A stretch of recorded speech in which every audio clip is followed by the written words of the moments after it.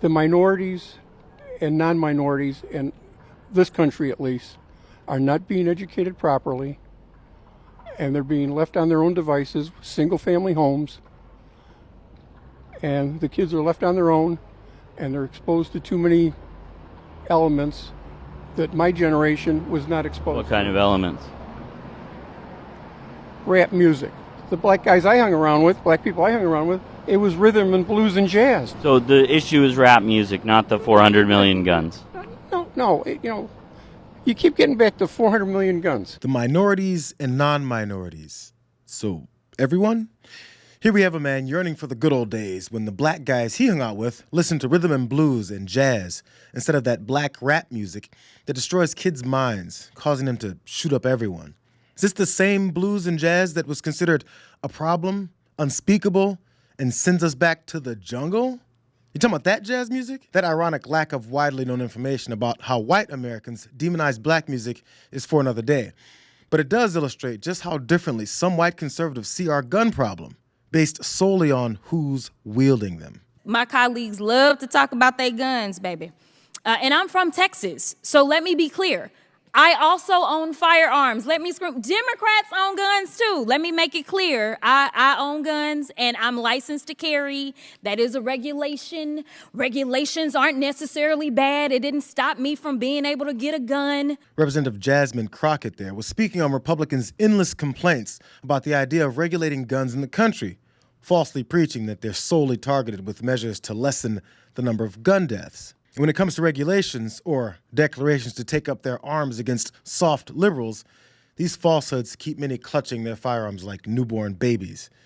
But Representative Crockett broke down how and why we avoid common sense gun regulations. We know that seemingly the people that run this chamber don't have the courage to come up with one of the things we've heard is common sense regulations when it comes to guns. And to be clear, our Constitution, the Second Amendment, anticipates people having common sense. Unfortunately, we have not done that, and unfortunately, it has cost us lives. So when you were testifying a little bit earlier, you talked about unintended consequences and the fact that we are supposed to be able to anticipate that as lawmakers when we are writing laws. Unfortunately, not only have we ignored the unintended consequences, but we've got foreseeable consequences that are continually ignored. And that is why we are talking about regulation, at least on this side of the aisle.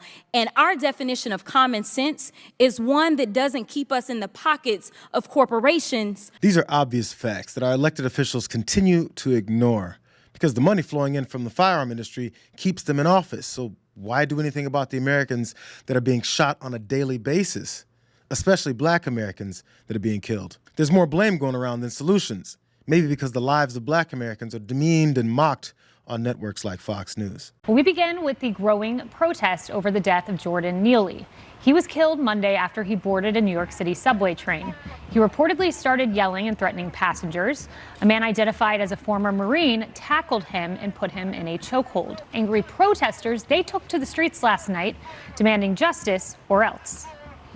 What do we want? Justice! What do we want it? Now! If we don't get it, if we don't get it, if we don't get it, burn it down! Yeah, if we don't get it, burn it down!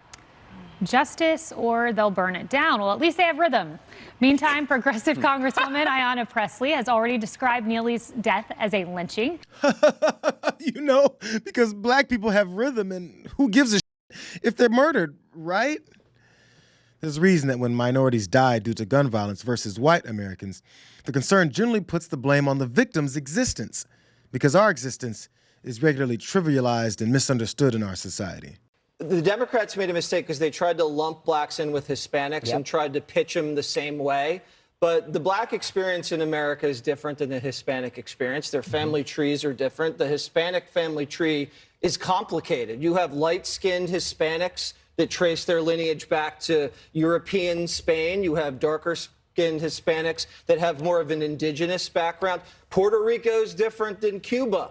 Central America is different than South America. And then you have second and third generation Hispanics here that are very assimilated. And then you have migrants that just got here. And so the Democrats try to pitch Hispanics by using the big government race card play that they use on blacks. And it's not working because economics, especially inflation and crime, trumps identity politics, and it's turned Hispanics into swing voters. You know, I don't know the answer to the question. I'll say they're light-skinned blacks. I'm one of them, and they're dark-skinned blacks as well. But I understand. I understand the point. I understand.